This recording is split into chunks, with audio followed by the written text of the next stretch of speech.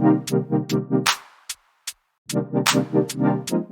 going on, everybody, and welcome to the Other Side of the Firewall podcast, where we talk about the latest and greatest in cybersecurity news, as well as we highlight those movers and shakers and glass ceiling breakers, those people of color who made it to the other side of the proverbial firewall. My name is Ryan Williams, and as always, I'm joined by Shannon.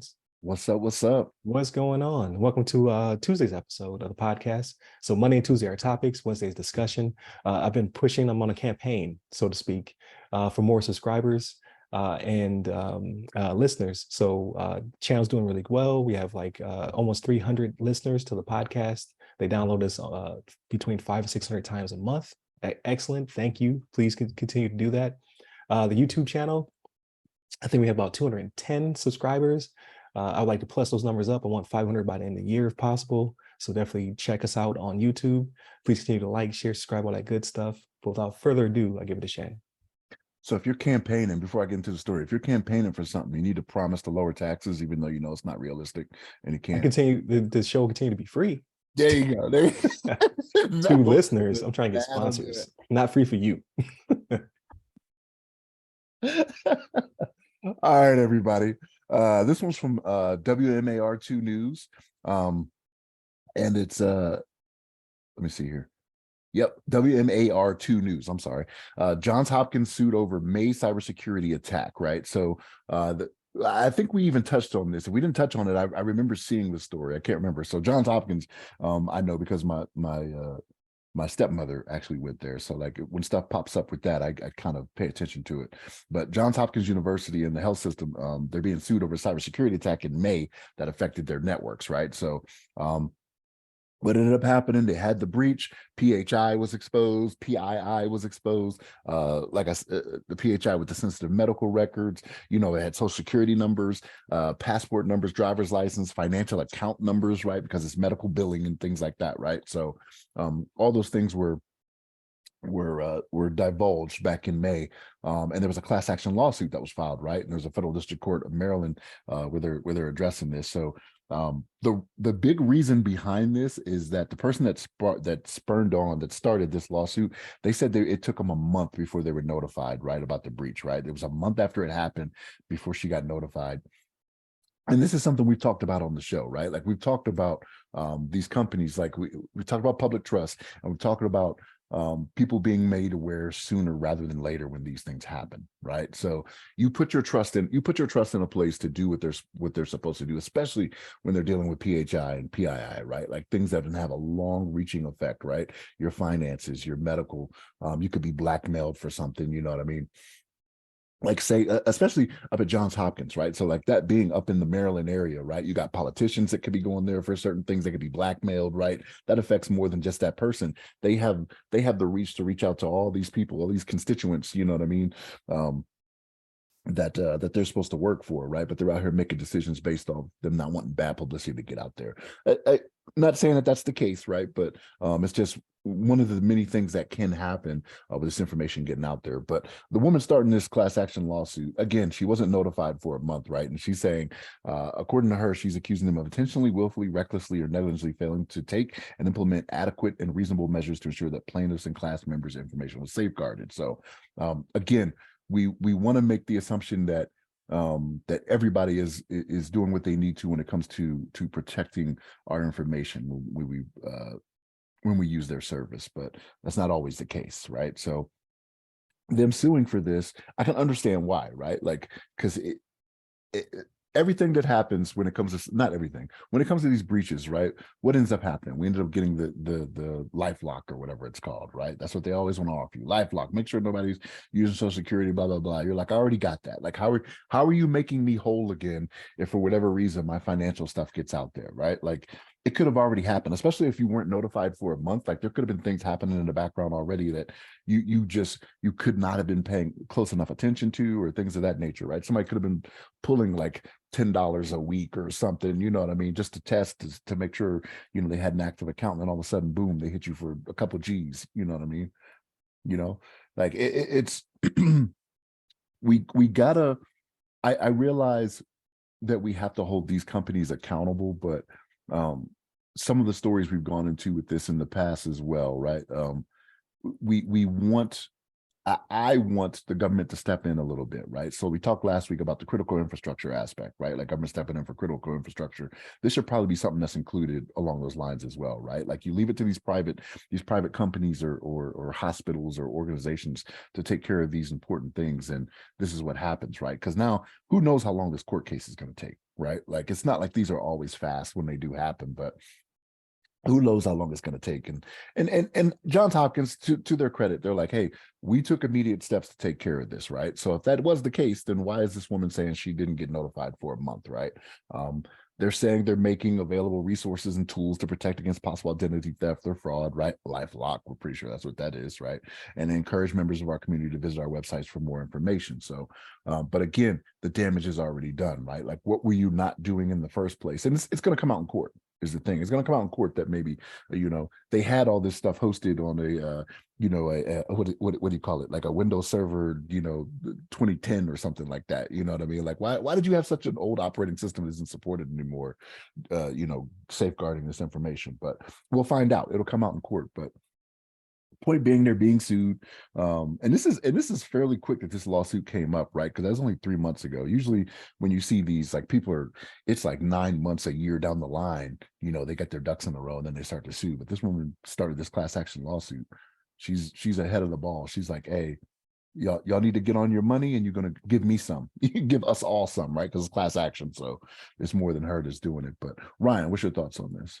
Yeah, absolutely. So please remember to please like, share, subscribe, all that good stuff. I hate keep saying that. Like, they say you're supposed to say it in the middle, but it feels so annoying. Like, people who already like, share, subscribe are hearing this as well. So if you want me to stop saying this, I need 500 subscribers on YouTube by the end of the year. And he promised Now to it's lower ransom. taxes. Now it's ransom. No, so this all stems from the MoveIt transfer software. So it's a file transfer software that has far implications in the government, hospitals. It's all over the place, right? It's very widely used. We talked about it a few weeks ago, how there were some issues with it, and there was a breach in the federal government. And now you're starting to see the fallout from these private institutions as well. So I'm trying to use my words very clearly because I've been watching the show with subtitles, and I noticed that they don't like me very well. So I'm trying to make sure I'm clear. So that's why I'm using I want to make sure it doesn't transcribe improperly. But with that being said, I think this will set up a precedent. Not president, precedent for more litigious. There you go, litigious or legal battles down the road, only because we're seeing a lot more of this. And as a consultant, it kind of gives me a little bit of pain, because why did it take so long for them to identify it and then say something to people? And that's the crux of the lawsuit. It says that they were not notified quick enough, and we need you to upgrade your cybersecurity infrastructure, which is great. That part is great, but it's the notification, and that's directly that should be directly within their incident response plan, right? They should like, we have a breach. These people are notified internally. We have a plan to send it to PA, and then PA will push out a message in this time frame. And that has direct implications to this happening, and then it has direct implications into the business impact assessment as well. So now you're starting to see that if we do not release this information in time or within a timely manner, we could potentially have lawsuits down the line, because people's information has been out long enough where they can reasonably say that they were unable to protect themselves because you took too long to notify them. So like, even if it was quick for you, it was not quick enough for them. And now you're starting to see the ramifications of it.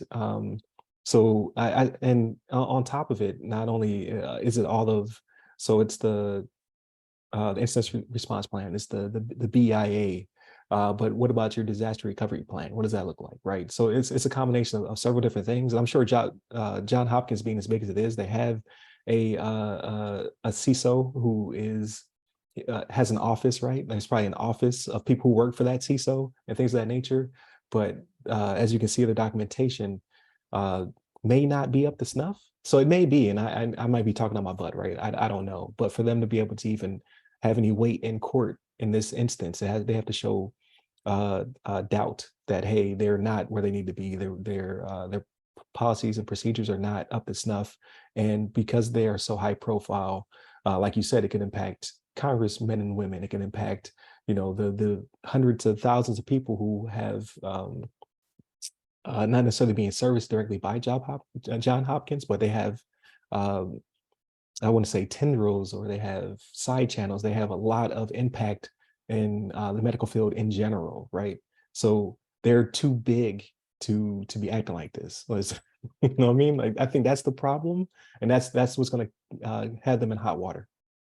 So so like you were mentioning, even if their IRP, like if their incident response plan was good and they did what they were supposed to, why did it take a month? Like if they have Right, 30 days, right. There's a piece missing there. Like, what is that component? Like, is it that they just don't have it built out properly, or is it that their response timing is just too long? It's too long of a tail. So now you need to shorten it up by significantly to notify people so they can freeze their credit, or they can change their passwords, or what have you.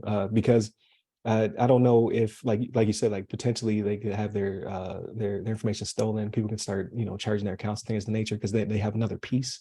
There could be extortion, like you said, with congressmen and women. Like, now I know that you have a pacemaker, or that you are in a healthy, or what have you. But then on top of it, it's people just open a credit in your name, right? So now somebody bought a boat. You have no idea until it's time for you to try to buy a house. And they're like, well, you already have $40,000 in unpaid debt for this mini yacht that you bought, right?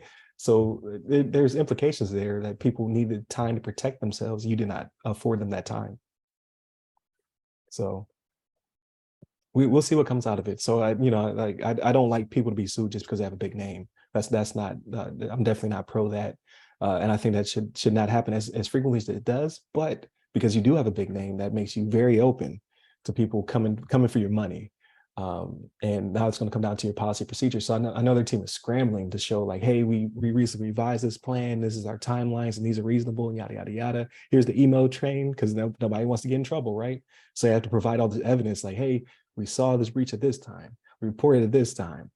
We notified, hires at this time. Hires notified public affairs at this time, or whatever it's called on the civilian side. Like, I get terms crazy.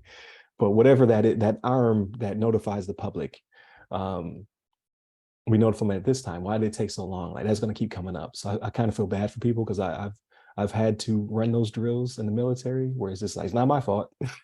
Here's the chain of incidents that happen. And we're not even being sued for money, right? This is just somebody with enough stars on their chest that's upset. So now we have to prove all this information. I can only imagine what it's like when money is involved.